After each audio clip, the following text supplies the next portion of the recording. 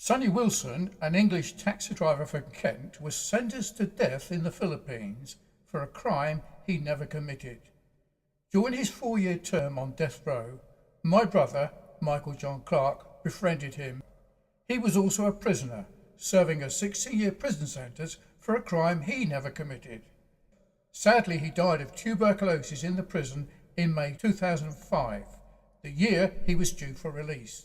But his story of good hope started when Sonny Wilson was acquitted in December 1999.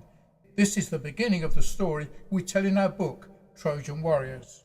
It was over on October the 9th, 1998, when the judge actually said, "We're sentencing you to death." Wherefore, accused Albert Ernest Wilson, alias Sonny, alias Cano, is hereby sentenced to death.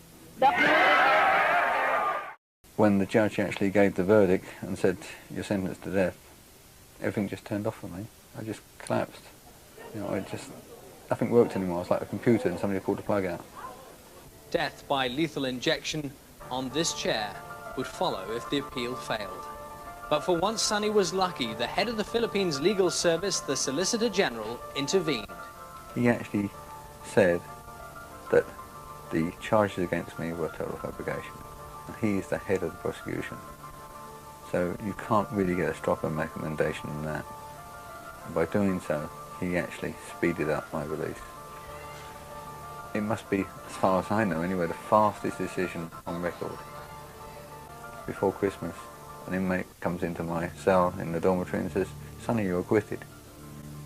I couldn't believe it.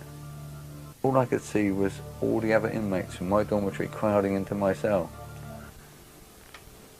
I phoned up the embassy, and Alan Collins, who's the British ambassador, came down personally. We went back to the ambassador's residence, and the ambassador's saying to me, "We're going to get you out of the country." And from what I've heard since, probably they were right to get us out so quickly.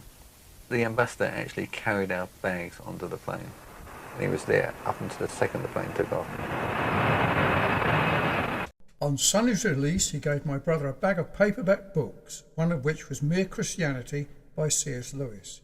It was through this book that Michael was convinced that Jesus was the Christ, the Son of the living God.